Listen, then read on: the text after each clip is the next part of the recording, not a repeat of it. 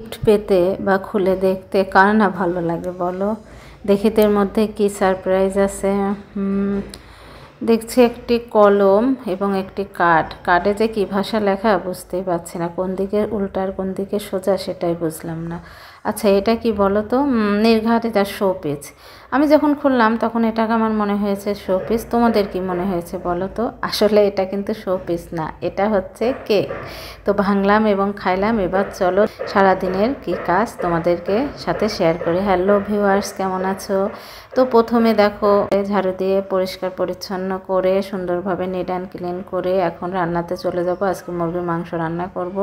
এটা সুন্দরভাবে পিস করে কেটেছি এবং পেঁয়াজ রসুন সব কিছু সুন্দরভাবে প্রসেসিং করা হয়ে গেছে।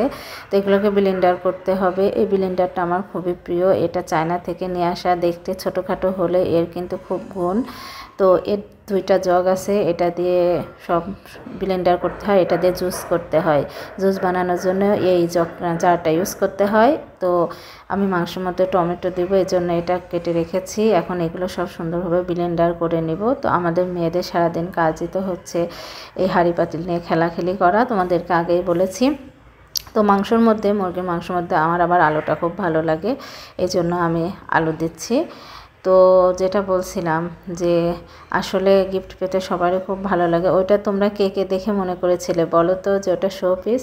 আমি কিন্তু প্রথমে খুলেই মনে করেছিলাম ওটা শো পিস।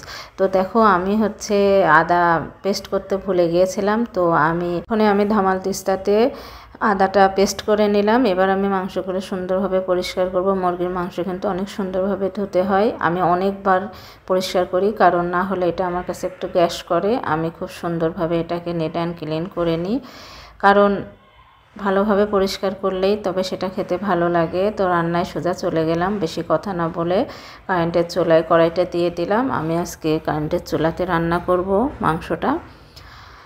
তো এখন এদিকে আমি মশলাটা কষাতে দিয়েছি। অফ ক্যামেরায় আমি সব মশলাগুলো দিয়ে কষানো শুরু করে দিয়েছি। দিয়ে ওদিকে আমি অন্যান্য কাজ সারতেছিলাম। তো এদিকে মশলাটা প্রায় কষানো হয়ে গিয়েছে।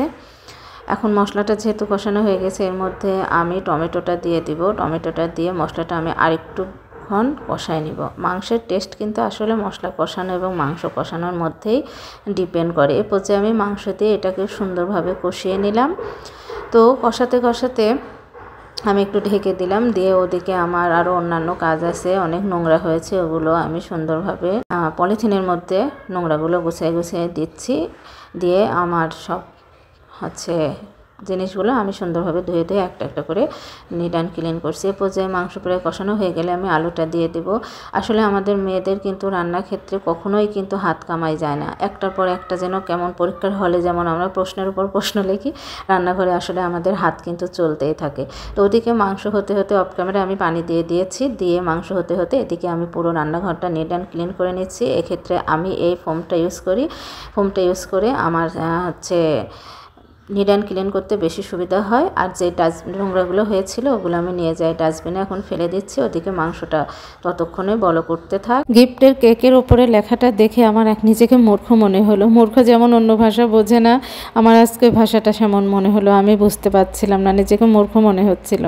তো এসে দেখছি মাংস প্রায় বলো কোঠা হয়ে গিয়েছে এবং মাংসটা রেডি হয়ে গেছে। আজকে এই পর্যন্ত। তোমরা ভালো থেকো, সুস্থ থেকো। পরবর্তী আরেকটা ব্লগ নিয়ে তোমাদের সামনে হাজির হবো। Tata, bye bye.